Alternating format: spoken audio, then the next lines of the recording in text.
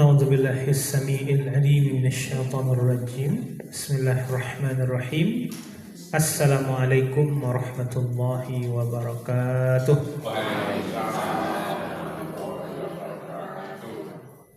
إن الحمد لله نحمده ونستعينه ونستغفره ونعوذ بالله من شرور أنفسنا ومن سيئات أعمالنا من يهده الله فلا مضل له ومن يضلل فلا هادي له أشهد أن لا إله إلا الله وحده لا شريك له وأشهد أن محمدا عبده ورسوله صلى الله عليه وسلم لا نبي ولا رسول بعده أما بعد قال الله تعالى في القرآن الكريم نعوذ بالله السميع العليم من الشيطان الرجيم يا أيها الذين آمنوا اتقوا الله حق تقاته ولا تموتن إلا وأنتم مسلمون. Bapak Ibu jamaah rahimani wa rahimakumullahu jami'an. Segala puji dan syukur kita marilah kita selalu aturkan kehadiran Allah Subhanahu wa taala yang telah berikan kepada kita banyak sekali kebaikan, banyak sekali nikmat, dan kita hidup ini juga di atas nikmat Allah Subhanahu wa taala. Mudah-mudahan segala nikmat yang Allah berikan kepada kita dan Allah titipkan kepada kita digunakan sebaik-baiknya untuk kita ibadah kepada Allah. Mudah-mudahan semakin banyak nikmat yang Allah titipkan kepada kita, maka semakin banyak juga atau semakin meningkat juga ketaatan kita kepada Allah.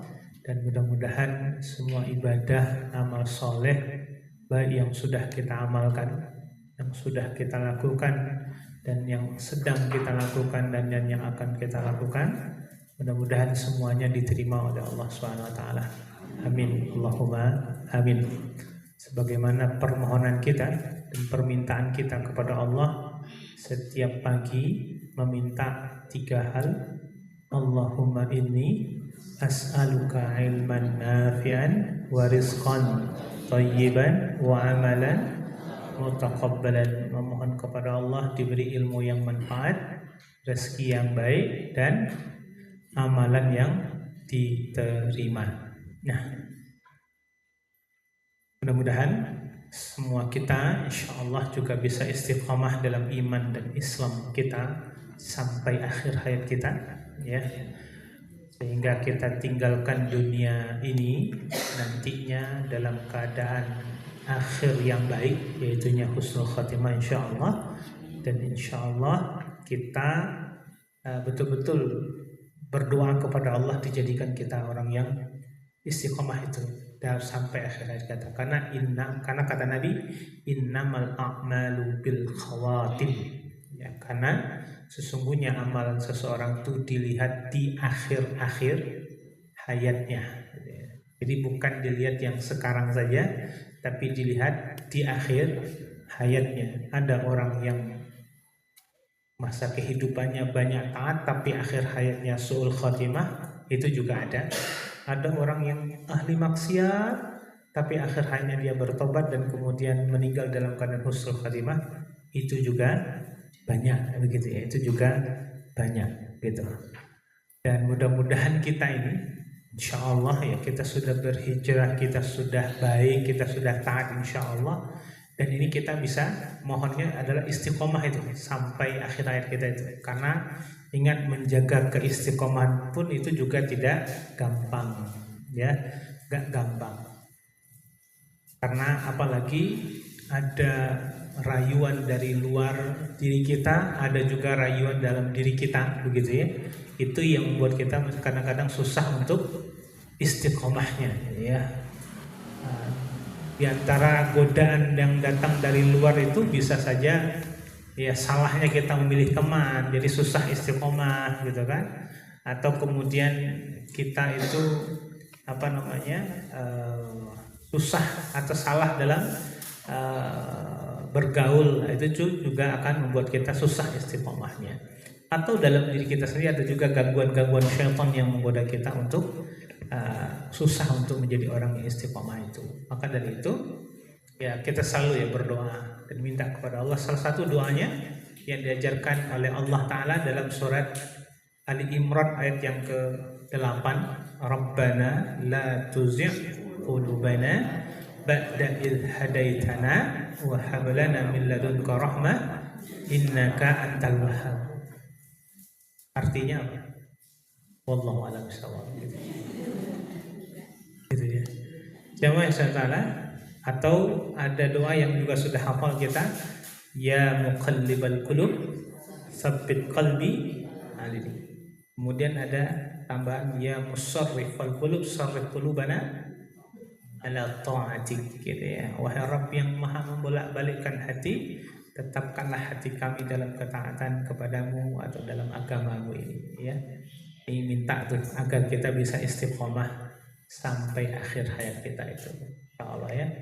Jangan sampai kita tergoda oleh dunia ini, karena dunia ini adalah tempat Nabi Adam dihukum ya, atas kesalahannya. Apa kesalahan Nabi Adam? Karena tamak, rakus, ya. Sebagaimana apa yang disampaikan oleh Imam Ibnu Qayyim al-Jauziyah, tersebut apa? Ketamaan gitu. Jadi disilahkan makan apapun di surga itu, tapi jangan la taqrabah hadhihi syajarah. Satu ini jangan deketi. Tapi masih dimakan juga, gitu. Di dekat.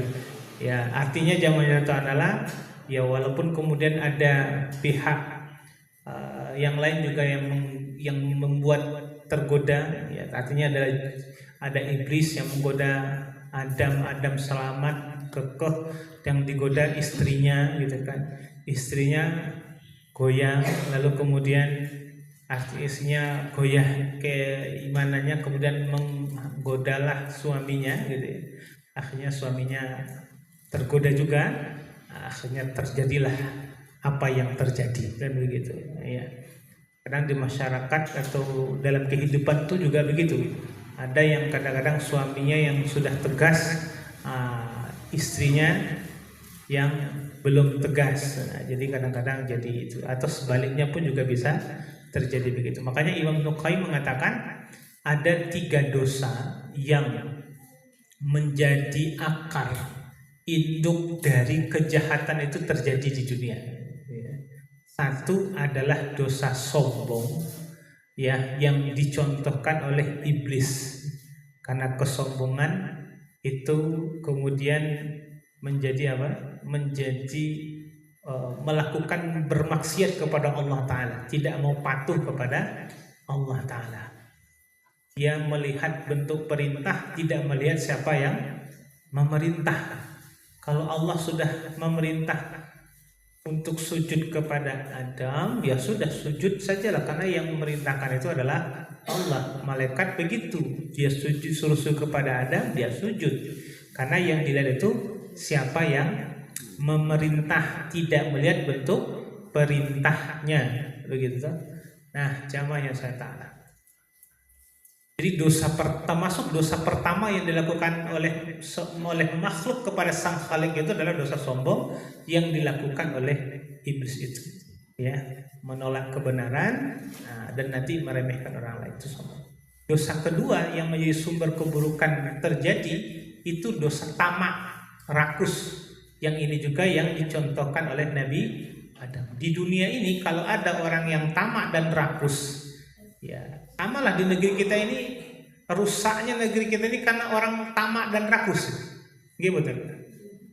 Itu tamak dan rakus, gitu ya. Jadi jangan sampai kalau orang-orangnya, penguasanya, pejabatnya nggak tamak dan rakus, nggak bakalan beginilah rakyatnya. Karena hasil tambang saja luar biasa kan di negeri kita ini, apa sumber daya alamnya luar biasa. Tapi karena penguasanya, pemimpinnya, pejabatnya yang rakus dan tamak, ya kejahatan-kejahatan itu akan terjadi. Dan kejahatan itu akan terjadi. Yang ketiga kata Imam Ibnu Qayyim adalah induk dari kejahatan itu adalah kedengkian, ya, hasad atau iri dengki itu, seperti yang dilakukan oleh anaknya Adam yang bernama Qabil kepada saudaranya Habil, yang karena iri dengkinya dia ya kemudian terhadap saudaranya akhirnya rela membunuh saudara sendiri gitu ya. Jadi tiga dosa ini ya, tiga sifat ini yang menjadi sebab terjadinya keburukan itu ya. Keburukan itu terjadi ya, keburukan itu terjadi.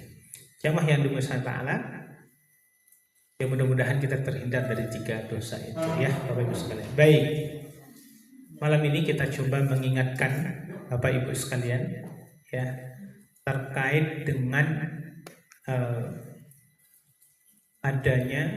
terkait dengan waktu-waktu ya beristighfar yang terbaik yang disunnahkan oleh Nabi SAW ya. Jadi kita memang dianjurkan untuk istighfar. Nabi SAW itu yang beristighfar ya. Tapi ada waktu-waktu yang kita dianjurkan untuk banyak beristighfar kepada Allah Ta'ala. Jadi kita sedikit bicara tentang masalah keajaiban istighfar itu. Jemaah yang dimuliakan oleh Ta'ala ya. Karena kenapa? Karena kita ini termasuk hamba yang kemudian tidak luput dari salah dan dosa ya. Pasti punya salah. Kullu ibnu Adam khata'un. Semua anak cucu Adam itu pasti punya salah, pasti punya dosa ya. Dan sebaik-baik orang yang berdosa itu adalah mereka yang bertaubat tentunya, orang-orang yang bertaubat. Nah, Nabi SAW katakan, wallahu inni la astaghfirullah wa atubu ilaih fi yaumin aktsara min 70 marrah. Demi Allah, sesungguhnya aku beristighfar kata Nabi dan bertaubat kepada Allah lebih dari 70 kali. Dalam hadis yang lain, ya ayuhan nas tubu ilallah wastaghfiruhu fa inna atubu fi yaumin 100 marrah. Gitu ya. Wahai manusia, bertaubatlah kepada Allah dan beristighfarlah kepadanya. Sungguhnya aku bertaubat kepada Allah 100 kali dalam sehari. Dua hadis ini ya memberikan gambaran kepada kita taubat dan istighfarnya Rasulullah SAW itu ya. Beliau selalu sungguh-sungguh melaksanakan walaupun telah mendapatkan jaminan ampunan dari Allah dan surga dari Allah Ta'ala. Nah, yang anehnya itu kita nih yang belum ada jaminan diampunkan dosa kita, yo surganya ya belum jelas gitu kan, tapi masih malas beristighfar meminta ampun atau bertaubat kepada Allah Subhanahu wa Ta'ala. Nah, jamaah yang dimuliakan Ta'ala, Abu Hasan Al-Asyazili rahimahullah pernah mengatakan, alaika bil istighfar wa illam yakun hunaka dzambin. Hendaklah kamu banyak beristighfar walaupun kamu tidak memiliki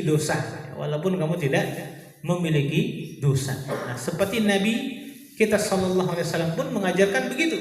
Ya, beristighfar minta ampun kepada Allah walaupun ya kesalahannya sudah dimaafkan oleh Allah Subhanahu wa Ta'ala. Nah, bagi kita harusnya lebih banyak. Jamaah Ta'ala, ada beberapa waktu yang kita dianjurkan untuk beristighfar itu. Ya, beristighfar itu. Pertama adalah pada awal dan akhir malam, atau serta awal siang dan akhir siang.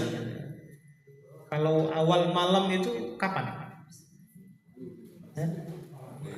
Maghrib gitu ya.